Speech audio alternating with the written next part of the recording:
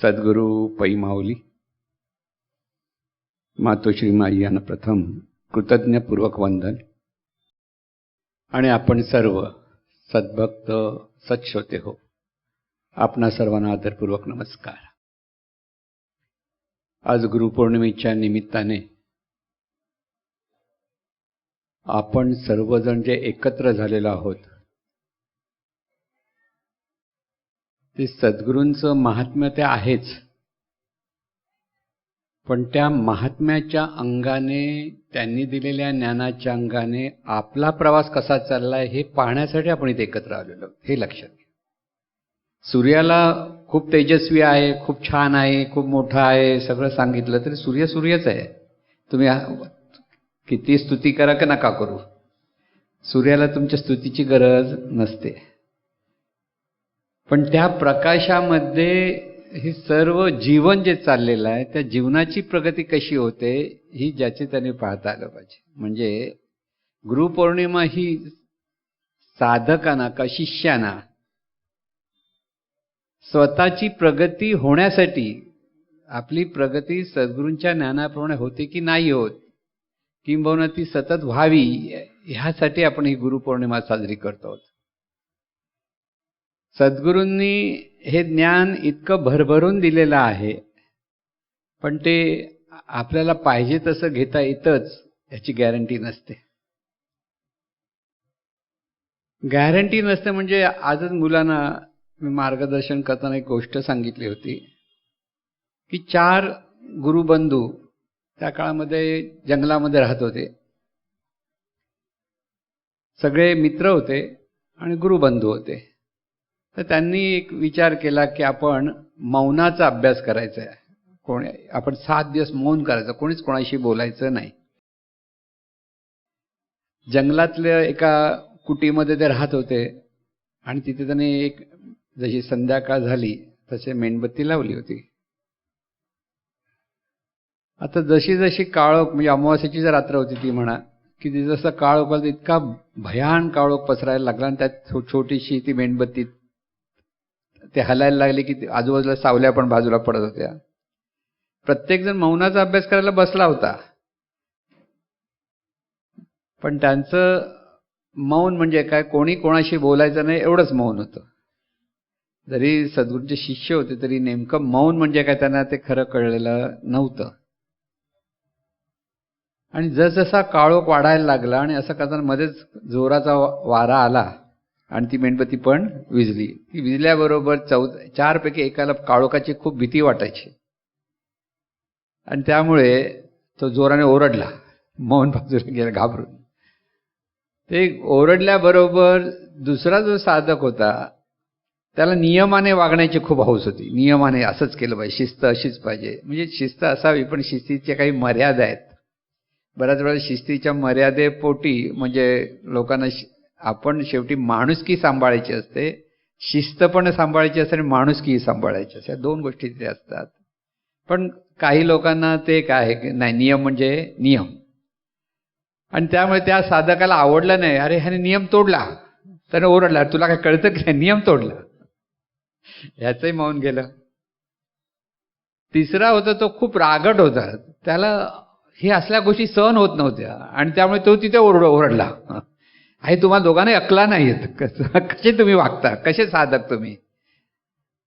चौथा अजून गपचूप बसला होता आणि चौथ्याला एकदम आनंद झाला, अरे मी ह्यांच्यापेक्षा किती उच्च पदावर आहे. आणि तो हसला, त्याचंही मौन सुटलं. गंमत अशी होती की चौघही कसे होते ते त्यांनी सांगितलं. त्याचा गोष्टीचा बोध काय होता, आपल्या अंतर्मनामध्ये ज्या भावना, धारणा, कल्पना ज्या आहेत त्याचे आपण गुलाम असतो. त्याला भीतीचा तो गुलाम होता म्हणून तो घाबरला आणि ओरडला, कारण त्याच्या भीती जेवढी भरली होती भीतीचा गुलाम होता. दुसऱ्याला शिस्तीचा गुलाम होता. शिस्त म्हणजे शिस्त, बाकी काय बघणार नाही अशा पद्धतीचं. त्यामुळे शिस्तीच्या गुलाम तोही तिथे बोलला. तिसऱ्याला स्वतःच्या क्रोधावरच काही औषध नव्हतं, त्यामुळे त्या क्रोधाचा तो गुलाम होता. आणि चौथा, आपण सर्वांपेक्षा श्रेष्ठ आहोत ह्या श्रेष्ठत्वाच्या भावनेचा तो गुलाम होता. ह्या गुलामीतून आपल्याला सुटायचं असतं. गंमत अशी आहे, सद्गुरू महिमा असं जे आपण म्हणतो, ते सद्गुरू जे ज्ञान देतात त्या ज्ञानातून आपण आपलं परिवर्तन कसं झालं पाहिजे इथे आपलं लक्ष पाहिजे. सद्गुरूंच्या महात्म्याबद्दल, सद्गुरूंबद्दल कृतज्ञ असल्याबद्दल काही संशयच नाही. त्या कृतज्ञ प्रत्येकाने असायलाच हवं. पण त्या कृतज्ञतेतून आपण काय प्रगती साधतो आहोत हा महत्त्वाचा बोध आहे. की ते सद्गुरूंचे आपण शिष्य म्हटल्यानंतर सद्गुरूंनी जे ज्ञान दिलेलं आहे ते ज्ञानाचं आपल्याकडनं किती आचरण होतं, त्या आचरणामुळे आपण किती लोकांना सुखी करतो आहोत, किती लोकांना आनंद देतो आहोत, की किती शहाणपणाने आपण जीवन जगतो आहोत, हा बोध प्रत्येकाला घेता आला पाहिजे. कारण आपल्या अंतर्मनामध्ये अशा अनेक भावना असतात. कोणी जर आपला अपमान केलाय तर आपल्याला आपण पकडून ठेवलेला, ह्याने माझा अपमान केला आहे ना, त्या अपमानाच्या भावनेचा हा गुलाम. तो माणूस दिसला की ह्याच्या डोक्यामध्ये लगेच रागाचा पारा चढतो असं म्हणतो ना आपण. म्हणून इथे हा महत्वाचा बोध लक्षात ठेवायचा असतो की आपण गुलामीतून मुक्त व्हायचंय. आपण प्रत्येक जण म्हणजे असं 4-5 जण नाही, प्रत्येक माणूस म्हटल्यानंतर देहभावातून त्याचं जीवन असल्यामुळे तो कसल्या तरी भावनेचा आणि कल्पनेचा गुलाम असतो. आणि त्या गुलामीतून मुक्त होण्यासाठी आपण कसले गुलाम आहोत हे कळलं पाहिजे. आपण गुलाम आहोत हेच आधी कळत नाही आपल्याला. आपण त्या गुलामीप्रमाणे वागत असतो, जीवन जगत असतो, तिथूनच तसंच वागतो. आणि त्याच्यातून आपलं सगळं कोणाला दुखावतो आहोत, कोणाशी भांडतो आहोत, कोणाबद्दल काहीतरी वेडवाकडं बोलतो आहोत, असं सगळं जे आपलं चाललेलं असतं. त्यामुळे ह्या सगळ्या गुलामीतून सुटायचं कसं हा प्रश्न पहिला आहे. म्हणून इथे सद्गुरूंचं ज्ञान जे आहे ते ज्ञान आपल्याला व्यवस्थित समजून घ्यावं लागतं. ते समजलं म्हणजे झालं नव्हे, परत लक्षात ठेवायचं. ते समजणं महत्वाचं आहे. मग त्याला आपण शाब्दिक ज्ञान म्हणतो. शब्दज्ञान कळलं पाहिजे. आणि त्या शब्दज्ञानातलं जे गुह्य आहे ते जसं आकडायला लागतं, ते गुह्य लक्षात घेऊन आचरण झालं पाहिजे. सगळं महत्वाचं आहे ते आचरण आहे. आणि हे आचरण जोपर्यंत आपल्याकडनं होणार नाही तोपर्यंत खरं परिवर्तन आपल्याकडनं होणार नाही. खरी परिवर्तन म्हणजे जिथे आपल्या ठिकाणी जी शुद्ध भावना किंवा दिव्य भावना किंवा सद्भावना जी निर्माण व्हायला पाहिजे अखंड, ती होऊ शकत नाही जोपर्यंत अंतर्मनाचं शुद्धीकरण होत नाही तोपर्यंत. खरा साधकाला जेव्हा तो अभ्यास करतो तेव्हा त्याला काय ह्या गोष्टीचं किती कठीण आहे ते कळतं. सर्व साधारणपणे जे अभ्यास करत नाहीत ते सुखी, कारण कळतच नाही तर काय त्याच्यात बोलायचं. म्हणजे गंमतच अशी झाली की अशीच पौर्णिमेचा चंद्र होता आणि असंच एक संत त्यावेळेच्या जंगलात बसायचे. त्यांची गोष्ट सांगतो. सगळ्या जंगलात बसले होते. त्यांच्याकडे एक लोटा होता, एक अंगावर संपूर्ण अंगावर घेणारी पांघरुणासारखं एक वस्त्र होतं. पण त्यांच्याकडे लोक सगळे मार्गदर्शन घ्यायला यायचे. जंगलात असलेले बाहेरच्या शहरातून बाजूच्या गावातून लोक यायचे. तर एका रात्री तिथे त्यांच्या झोपडीमध्ये चोर घुसला. त्यामुळे एवढे लोक येतात म्हणजे ह्यांच्याकडे काहीतरी गबाड असलं पाहिजे. तर सगळं कोण ना कोण शोधला, त्याला काहीच मिळालं नाही. आणि हे झोपलेले होते संत तिथे एका कोपऱ्यात. तेवढं एकच चादर होती त्यांची. चादर म्हणजे चादरीसारखं एक वस्त्र आहे अंगावर आणि थंडी होती.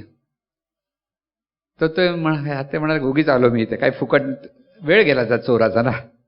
तो निघाला तर थांब असं आवाज आला. तर घाबरला, अरे कोण म्हणतं. तर ते संत होते ते बसले होते उठून. म्हणते तो असंच जाऊ नकोस, हे पांघरून घेऊन जा. उगीच एवढा आलास आणि तुला काहीच मिळालं नाही आणि बाहेर थंडी पडलेली आहे, तुला थंडीसाठी त्या पांघरुणाची आवश्यकता आहे, ते घेऊन जा. त्याला इतकं वाटलं रे ह्या माणसाचं काय म्हणावं, ह्याने आम्ही चोरी करायला तर उलटा हा घेऊन जा म्हणतोय. आणि त्यामुळे त्याने अगदी तो नम्र ओढला, नमस्कार केला आणि त्यांनी पांघरून घेऊन निघाला. ह्यानं थंडी वाजायला लागली. तर हे थंडी वाजताना त्याने बाहेर आले आणि बाहेर त्या चंद्राच्या प्रकाशात पाहताना त्यांच्या मनात आणखीन एक विचार आला, अरे ह्या माणसाला आणखीन खूप काही देता आलं असतं, पण त्याची इच्छाच नव्हती. संत देणार काय? संत देणार ते ज्ञान देणार, ज्ञान द्यायचं होतं त्यांना, पण समोरच्याला घेण्याची इच्छा नव्हती. त्यामुळे त्याला न देता त्याला जावं लागलं. आपण सद्गुरूंकडे सगळेजण येतो, तो आपण कोणत्या भावनेतून येतो, कोणत्या अंगाने येतो आहोत, तिथे आपल्याला हे ज्ञान प्राप्त करून घ्यायचं आहे. आणि ते ज्ञान प्राप्त केल्याशिवाय आपल्याला मुक्ती मिळणार नाही. मुक्ती कसली? आपल्या अंतर्मनाच्या अनेक गोष्टीचे गुलाम आपण आहोत, त्या गुलामीपासून मुक्त होणार नाही. लक्षात ठेवा. प्रत्येकाने विचार करा, आपल्याला अमुक हे असं होतं, अमुक असंच झालं पाहिजे असं जे वाटतं की नाही, कुठे गेलो की आपण त्या त्या भावनेतून तसेच वागतो का? तर गुलाम आहोत. तिथे विवेक जागृत झाला पाहिजे, शहाणपण जागृत झालं पाहिजे.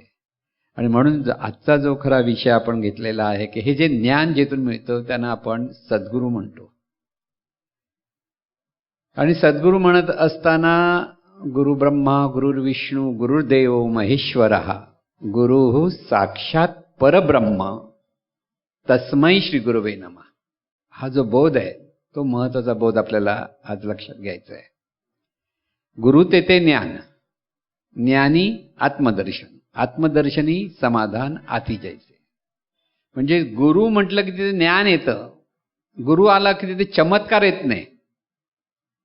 बऱ्याच लोकांना चमत्कारावर विश्वास असतो. चमत्कार झाला, चमत्कार. अरे पण त्यांचं ज्ञान घ्या. चमत्कार म्हणजे काही नियमाने काही गोष्टी घडतात आणि त्यामुळे ते होतं.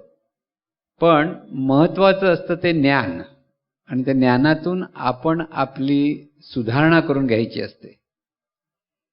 आणि म्हणून सद्गुरू म्हटल्यानंतर हा जो श्लोक आहे म्हणू आपण, गुरु ब्रह्मा गुरुर्विष्णू गुरुर्देव महेश्वरा गुरुः साक्षात परब्रह्म तस्मै श्री गुरुवे नमः.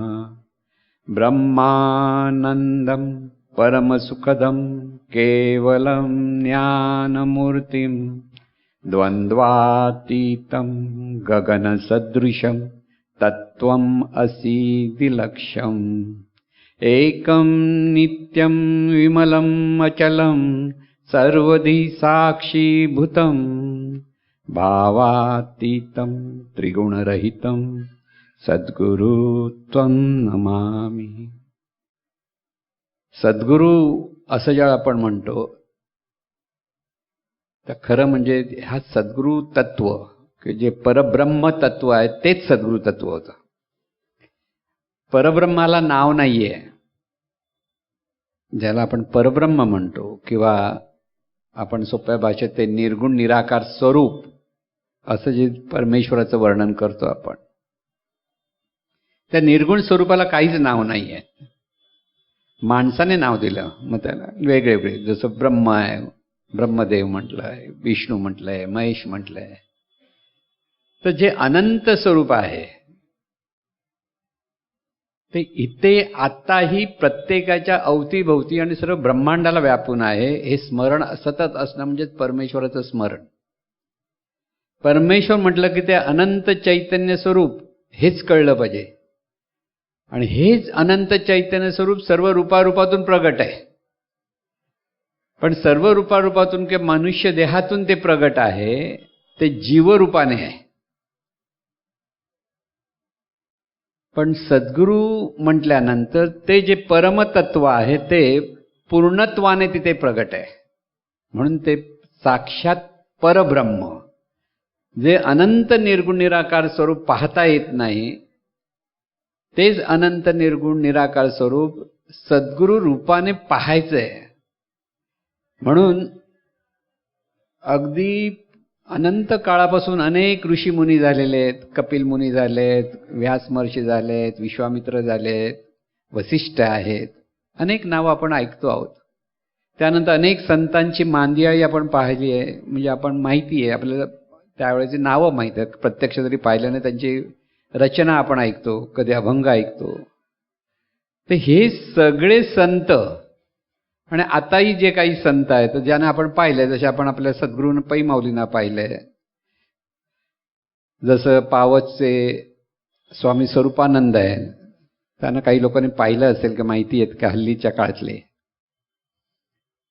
किंवा साईबाबा म्हटल्यानंतर जरी त्यांना पाहिलं नसलं तरी साईबाबांवर खूप श्रद्धा असलेली मंडळी तिथे आहेत. तर ही सगळी संत मंडळी एकच स्वरूप तेच त्या विविध रूपाने प्रगट आहे, हा बोध आपल्या लक्षात आला पाहिजे. इथे सद्गुरू म्हणजे व्यक्ती नव्हे. वामनराव पै ही व्यक्ती म्हणजे सद्गुरू नव्हे. परत लक्षात आम्ही काय म्हणतोय, ते अनंत स्वरूप त्या देहरूपाने जे प्रगट आहे, त्या देहाला पाहिल्यानंतर आपण त्या परमात्म्याला पाहतो आहोत. त्या परमात्म्याचं आपण सतत मार्गदर्शन घेतो आहोत, हे महत्त्वाचं लक्षात आहे. म्हणून सद्गुरू म्हटल्यानंतर साक्षात परब्रह्म मार्गदर्शन करतात. जे अनंत निर्गुण निराकार स्वरूप स्वतःहून मार्गदर्शन करणार नाही. तू चुकला आहेस, तू बरोबर आहे सांगायला येत नाही. सगळं काही नियमाने प्रत्येकाला सगळ्या गोष्टी चांगल्या वाईट परिणाम मिळतो. हे नियमाने सगळं विश्व चाललेलं आहे. पण सर्व लोकांना हे ज्ञान व्यवस्थित कळून त्यांनी चांगलं कर्म करावं, स्वतःची प्रगती साधावी, उन्नती साधावी, त्यासाठी तेच परमतत्व सद्गुरू रूपाने प्रगट आहे. सद्गुरू हाच देव नाही, देवच सद्गुरू झालाय. सांगायचा मुद्दा लक्षात घ्या. म्हणून इथे जे वर्णन केलंय, गुरु ब्रह्मा गुरुर्विष्णू गुरुर्देव महेश्वरा. गुरुच ब्रह्म आहे, गुरुच विष्णू आहे आणि गुरुच महेश आहे. निर्मिती, स्थिती आणि लय हे सगळं विश्वामध्ये जे चाललेलं आहे ते ह्या चैतन्य स्वरूपाच्या द्वारे चाललेलं आहे. तिथे सद्गुरू म्हणून जेव्हा ते तत्व प्रगट होतं, विविध देहातून प्रगट होतं. कोणत्या एकाच देहाची मक्तेदारी नाही. प्रत्येक देहाला त्याचं तेवढी कपॅसिटी आहे, फक्त तो अभ्यास तिथे झाला पाहिजे, ते ज्ञान तिथे प्रगट झालं पाहिजे. ते जे दिव्य स्वरूप आहे तेच प्रत्येक देहातून प्रगट आहे. पण जिथे हे ज्ञान रूपाने जिथे प्रगटीकरण होतं त्यांना आपण सद्गुरू म्हणतो. म्हणून व्यक्ती म्हणजे परमेश्वर नव्हे, मूर्ती म्हणजे परमेश्वर नव्हे, किंवा नुसती शक्ती म्हणजे परमेश्वर नव्हे, असं जे जीवनविद्या काय सांगते त्याचा अर्थ पहिला समजून घ्या. आपण देहभावातून पाहत असताना व्यक्तिरूपाने सगळ्यांना पाहायचा प्रयत्न करतो. आपली दृष्टी रूपातून पाहण्याची आहे, विशिष्ट रूपातून. आता विशिष्ट रूपातून कशी होते बघा. तुम्ही मराठी आहात तर मराठी भाषेच्या रूपातून तुम्ही सगळं पाहायला लागतं. कोणी अमुक एक हिंदू धर्माचा स्वतःला म्हणतो, तर मग त्या दृष्टीतून तो पाहतो. दुसऱ्या धर्माचा आहे तो त्या दृष्टीतून तो पाहतो. त्यामुळे ह्या सगळ्या दृष्टीमध्ये फरक आहे, पण तत्व एकच आहे. म्हणून सद्गुरू व्यक्ती नव्हे तर ते अनंत स्वरूप शक्ती आहे. हा ज्याच्याकडे बोध आहे ना, तिथे खरं त्या परमतत्वाला शरणागती का व्हायला पाहिजे हे कळेल. इथे आपण व्यक्तिरूपाने जेव्हा सद्गुरूंना पाहायला लागतो तेव्हा माझे सद्गुरू श्रेष्ठ, इतरांचे कुठे काय माहिती नाही आपल्याला, असा भेदभाव होतो. आणि जिथे भेदभाव होतो तिथे परमार्थ राहत नाही. महत्वाचं लक्षात ठेवा. जिथे द्वैत आहे तिथे परमार्थ नाही. तुझं माझं, मी श्रेष्ठ तू कनिष्ठ, असं जिथे आहे, असं कोणीतरी जर सांगत असेल तर ते संतत्व नाही आहे, तिथे ज्ञान नाही आहे, तिथे अहंकारच आहे. आणि म्हणून हा जो बोध आहे महत्वाचा लक्षात ठेवायचा, की जे अनंत स्वरूप आहे तेच सद्गुरू रूपाने प्रगट आहे. सद्गुरू रूपाने म्हणजे त्या देहरूपाने प्रगट आहे. आणि त्या देहाला आपण सद्गुरू म्हणतो. त्या देहाला सद्गुरू म्हणताना ती पै महाराज हे आपल्या देहभावातून म्हणतो. पै महाराज म्हणता, आदर व्यक्त करता, सगळं बरोबर आहे. पण ती अनंत स्वरूप शक्ती काही काळासाठी देहरूपाने आहे, परत ते अनंत शक्ती स्वरूप आहे, ती जाणीव रूप आहेच तिथे. देह गेला म्हणून ते सगळं संपलं असं नाही. म्हणून परमतत्व ते आहे. सद्गुरू म्हणजे परमात्मा, साक्षात परब्रह्म, डोळ्याला दिसणार. देहरूपाने डोळ्याला दिसतोय, पण कोणाला पाहत आहोत? त्या परब्रह्माला आपण पाहतो आहोत. हा भाव तिथे असला पाहिजे. ते जर पाहायला लागलो तर मात्र देहभावाच्या अपेक्षेत हे चुकतं, हे बरोबर असं होत नाही. बरेच साधक प्रेमापोटी सद्गुरूंना मार्गदर्शन पण करतात. तुम्ही असं राहायचं, असं बसायचं, असं बोलायचं, तसं बोलायचं. मी गंमत सांगतो, सोमवारच्या वेळेला आम्ही ज्या वेळेला रेकॉर्डिंग व्हायचं महाराजांचं, त्यावेळेला कॅमेरा लावला सगळ्या की सद्गुरू बसले की ढगेसाहेब यायचे आणि ढगेसाहेब एक फणी काढायचे. मग सद्गुरूंच्या केस असे, आता केस किती होते सद्गुरूंच्या डोक्यावर, थोडेसे होते, पण असं करून आणि मग म्हणायचे समोर लाखो लोक आहेत, हा म्हणजे कॅमेराकडे दाखवा, इथे लाखो लोक आहेत, लक्षात ठेवा. हो हो हो म्हण म्हणजे ती त्यांचं प्रेम होतं. पण आपण सद्गुरूंना मार्गदर्शन करतो. आता सद्गुरूंना ते मार्गदर्शनाची काय गरज आहे हे साधं कधी आपल्याला समजत नाही. पण इथे कारण त्यांना आपण व्यक्तिरूपाने पाहतो, लक्षात घ्या. ती परमशक्ती आहे की ते परब्रह्मच त्या रूपाने प्रगट आहे. तिथे जर तुमचा श्रद्धा असेल, श्रद्धा तिथे असली पाहिजे. रूपाचा आधार, पण मुळात ते अनंत स्वरूपच. रूप म्हणजे ते दिसत नाही म्हणून तर रूपाचा आधार घेतला त्या स्वरूपाने आणि त्याच्यातून ते सतत मार्गदर्शन करत असतं. आणि त्या मार्गदर्शनाचा लाभ ज्याचा हवा त्याने घ्यायचा. पाऊस पावसासारखा पडत असतो. ज्या जमिनीत उगवतं तर काही खडकाळ जमिनीत उगवत नाही एवढंच, म्हणजे खडकाळ जमीन साफ होते ना, तेवढी अगदीच काही होत नाही असं नाही, वरवरची साफसफाई पण होते. त्यामुळे पावसाने पावसासारखं पडावं तसं सद्गुरूचं कार्य हे पावसासारखं असतं, पण घेणारा पाहिजे असतो. हे घेणारं हे महत्वाचं असतं.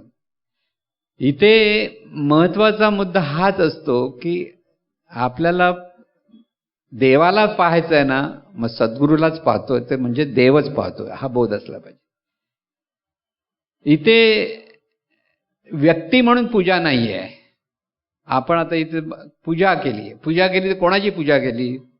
परमात्म्याची पूजा केली. ते परमात्म स्वरूप ह्या रूपाने आपल्याला ज्ञान द्यायला आलं होतं म्हणून कृतज्ञतेने आपण त्यांची पूजा केली. ते परमात्मा स्वरूप आताही आहेच, ते जाणार कुठे आणि येणार कुठे, ते तिथे सतत आहे.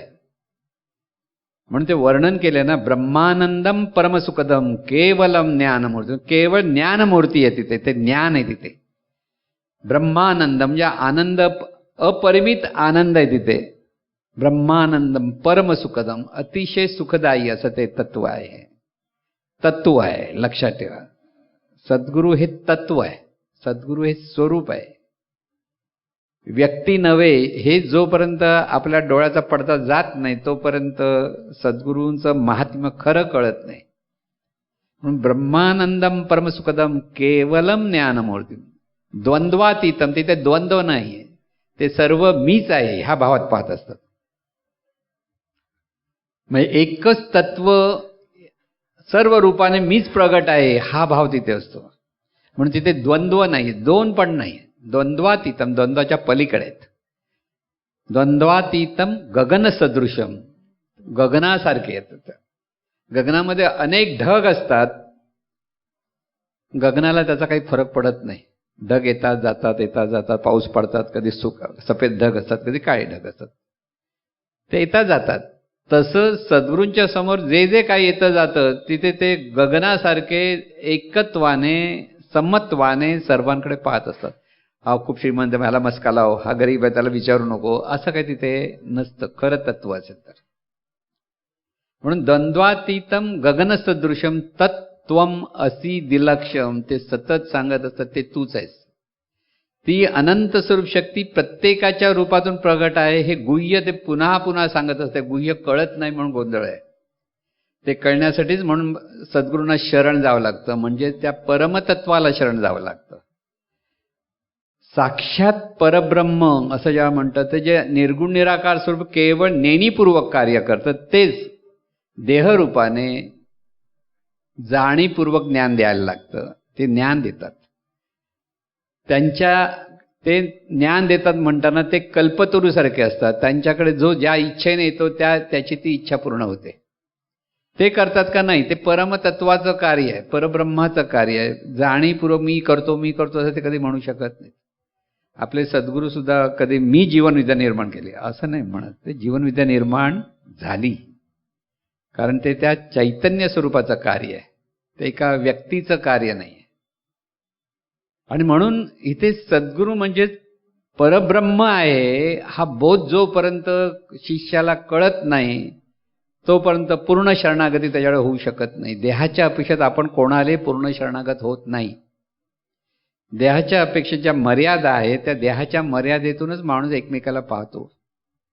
म्हणून बऱ्याच वेळेला साधं कसं व्हायचं, विवेकानंदांचीच गोष्ट सांगतो. विवेकानंदांबरोबर अनेक शिष्य शिकागोवरून आली भारतात. त्यातली एक शिष्या होती, ती अगदी प्रामाणिकपणे आली. तर एक दिवस तिने बघितलं सकाळी सकाळी विवेकानंद सिगरेट पित होते. आता विवेकानंद सिगरेट प्यायची काय गरज होती हो, असा आपल्यालाही प्रश्न पडतो ना. आता काय सांगू शकत नाही, कुठे कोणाचा सवयीचा कोण गुलाम होतो ते सांगू शकत नाही. तिचं डोकं ठणकलं. ती म्हणे, अरे असला कसा स्वामी, हा संन्यासी म्हणून हा सिगरेट कशाला पितो. निघून गेली. कारण ती व्यक्तिरूपाने त्यांना पाहते. लक्षात घ्या, इथे ते परमतत्व आहे, त्यांचं ज्ञान तिने लक्षात घ्यायला पाहिजे होतं. तर तिने फक्त व्यक्तिरूपाने तो त्यांचं हे चुकलंय, हे बरोबर नाही म्हणून ती सोडून निघून गेली शिकागोला.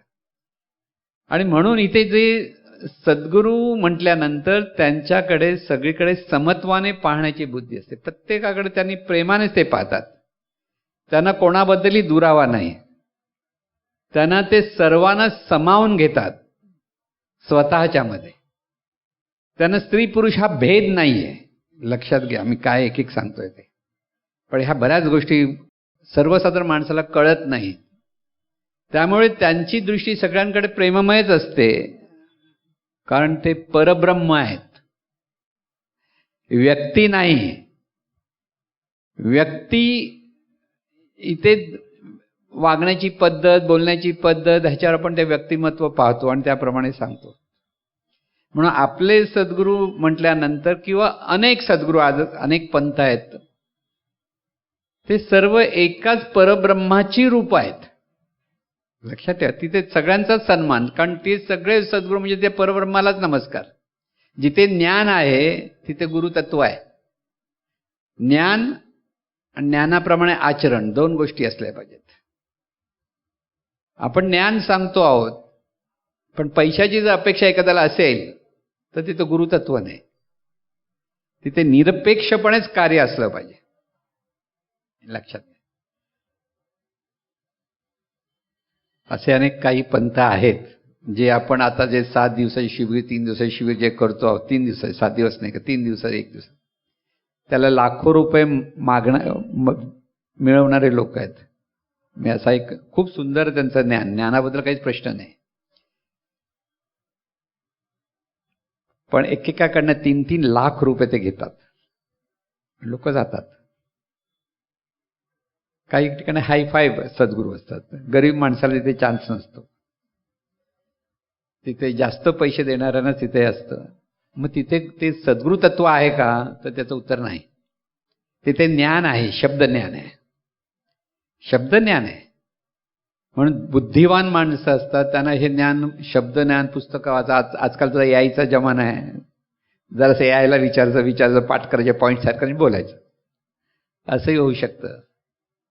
पण सद्गुरू तत्व हे ते आतून तिथून ज्ञान स्फुरत असतं आणि ते ज्याला गरज आहे त्याला त्या पद्धतीने ते कळत असतं. एकच वाक्य अनेकांना अनेक पद्धतीने त्यांच्या पद्धतीने ते ज्या भावनेतून पाहत असतात ते त्यांना तिथे मिळत असतं. असं ते तत्व आहे. म्हणून गुरु साक्षात परब्रह्म हा बोध आपल्याला लक्षात असला पाहिजे. गुरुपौर्णिमा ही परमब्रह्माची पूजा आहे.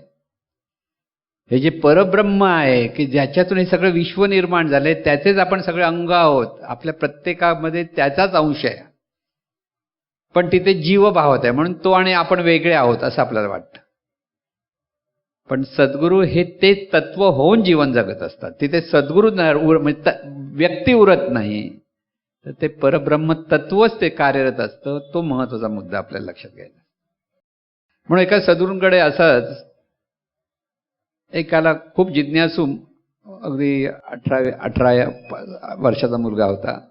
आता 18 वर्षात त्याला जिज्ञासा निर्माण म्हणजे खरं म्हणजे कौतुक.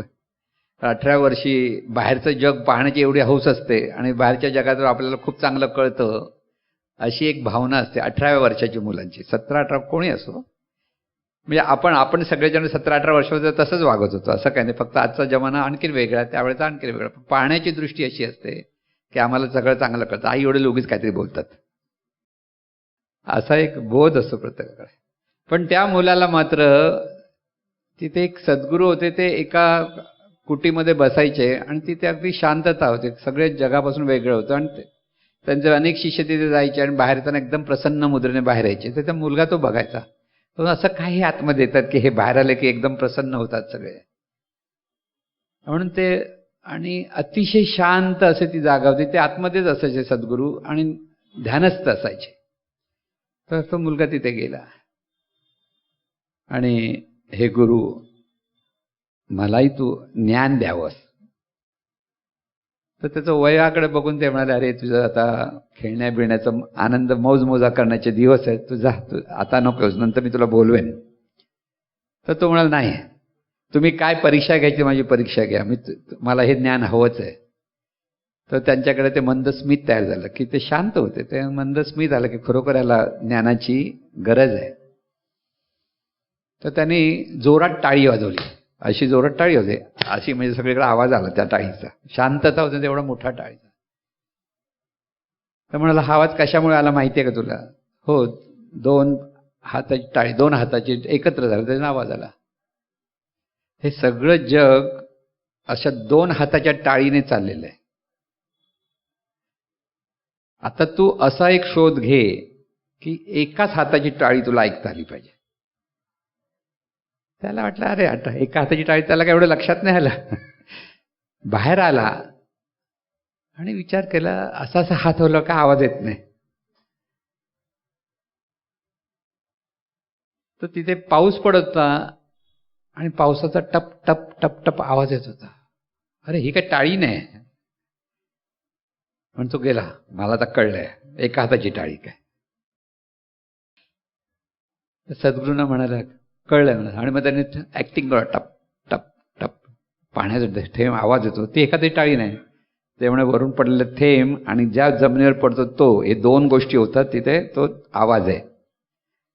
ते एका हाताची टाळी होत नाही. परत जाऊन शोध. तेव्हा त्याला एकदा सुसाटाचा वारा ऐकू आला जोरात. अरे ही पण आता ही तरी कुठे टाळी, हे कशावर नाही तरी आवाज येतो ना. परत जाऊन सांगितलं, मला कळलं एका हाताची टाळी. काय जोरात वारा येतो त्याचा जो, तो पण कशावर तरी आपटतो म्हणून आवाज येतो. आता त्याला कळत एका हाताची टाळी वाजणं कशी. मग त्याला राग पण यायला लागला, उगीच माझी खरं खरं सांगून मोकळे व्हा ना. असं वाटतं ना कधी कधी, सांगून मोकळे व्हा. आणि बाकीचे लोक त्याला हसायला लागले, जा शोध एखादी टाळी कुठे मिळते, ते एखादी टाळी शोध, अजून तुला काय कळत नाही, म्हातारा म्हणातो असा विचार करून करून. 1 वर्ष गेलं तो शोधतोच आहे, त्याला एखादी टाळी वाजवायची कशी कळेच ना.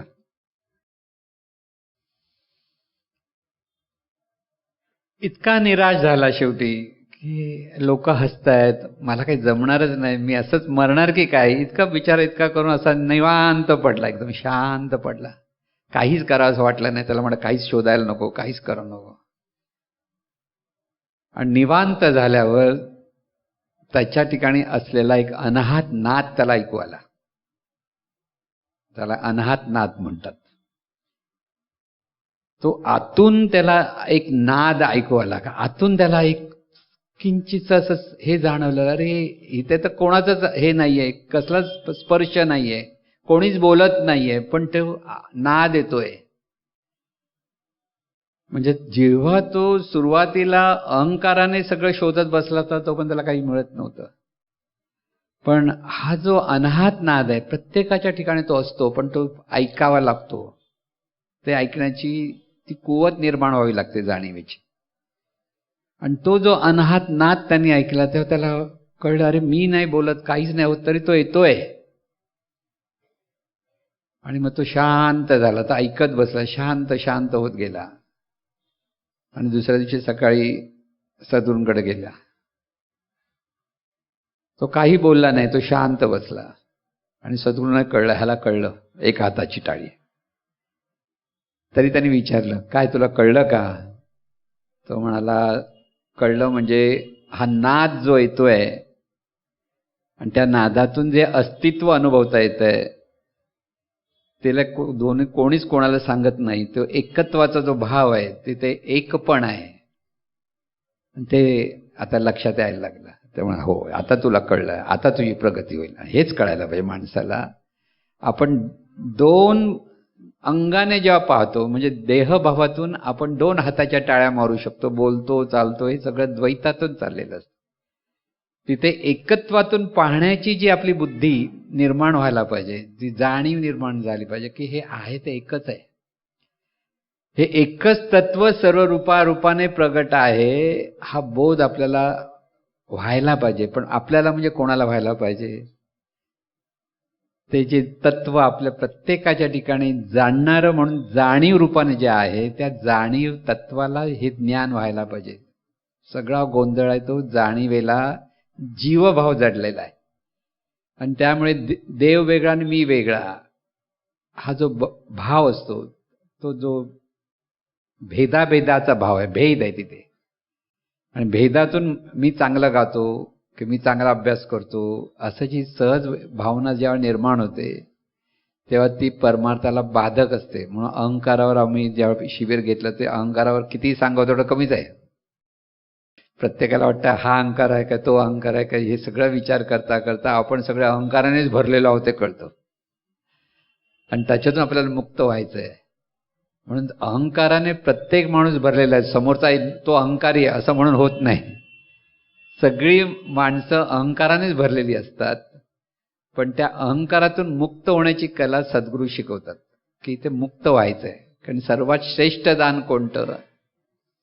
तर आपलं अहंकाराचं दान आपल्याला देता आलं पाहिजे. हा अभ्यास आम्ही गेल्या वेळेला घेतला होता. पण अहंकाराचं दान देता येत नाही, कारण अहंकार उचलून देता येत नाही कोणाला.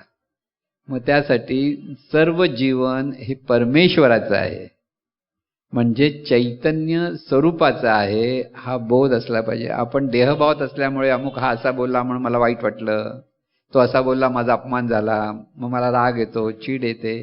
हे सगळ्या गोष्टीमध्ये आपण इतके गुंतलेलो आहोत की त्याच्यातून आपण अडकलेलो आहोत. घराघरामध्ये जी भांडण तंटे सगळे जे आहेत, रुसवे फुगवे आहेत, हा बघत नाही, तो बघत नाही, हे सगळे लक्षण कोणाचं आहे? अहंकाराचं आहे. इथे प्रत्येक वेळेला आपल्याला हे सगळं चैतन्य स्वरूपाचं जीवन आहे. आणि त्यामुळे श्रेष्ठ कनिष्ठ या भावात आपल्याला गुंतायची आवश्यकता नाही, किंबहुना त्याच्यातूनच मुक्त व्हायचं आहे. सगळे श्रेष्ठ आहेत, कोणीच कनिष्ठ असं नसतं. सगळीच रूपं एकाच चैतन्य स्वरूपाची आहेत. पण तो बोध होण्यासाठी अभ्यास मात्र आपल्याला खूप करावा लागेल. कारण जे सद्गुरूंकडे जसं परब्रह्म तत्व प्रगट आहे, तसं प्रत्येकाकडे ते प्रगट आहे. पण तिथे जीवभावामुळे तिथे सगळा अडथळा आलेला आहे. म्हणून सद्गुरू काय करतात? सद्गुरू काय करतात? एक जर मोठा दगड असेल तर दगडातून मूर्ती कोरली जाते, म्हणजे मूर्ती ते त्या दगडात असतेच. शिल्पकार त्याच्या कल्पनेतून तो मूर्ती पाहतो आणि नको असलेला भाग काढून टाकतो.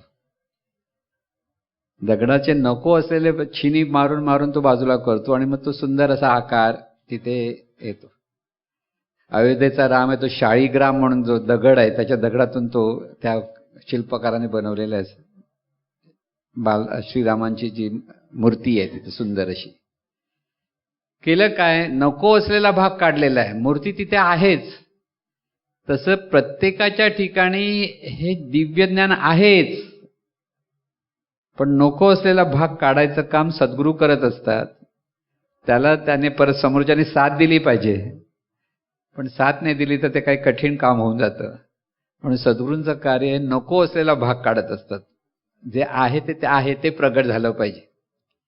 आणि ते प्रगट होण्यासाठीच आपण सद्गुरूंची सतत, सद्गुरू म्हणजेच परमेश्वरी तत्व, हे परत लक्षात ठेवा. सद्गुरू म्हणजे व्यक्ती नव्हे, ते परब्रह्म आहे.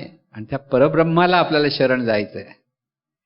म्हणून कोणत्याही देवाला नमस्कार करण्याआधी सद्गुरूंना नमस्कार म्हणजे परब्रह्म तत्वाला नमस्कार करावा लागतं. म्हणून तर ज्ञानेश्वर माऊली म्हणाले ओम नमो जी अद्या, जे आद्य स्वरूप आहे त्याला पहिला नमस्कार केला. वेदाने जे प्रतिपादन केलेलं आहे, जे आद्य स्वरूप आहे, तिथे ओम नमो जी अद्या वेद प्रतिपाद्या. जय जय स्वसंवेद्या, जे स्वतःच स्वतःला अनुभवू शकतं ते तत्व. आत्मरूपा म्हणजे मी म्हणणारं जे तत्व, आत्मरूपा.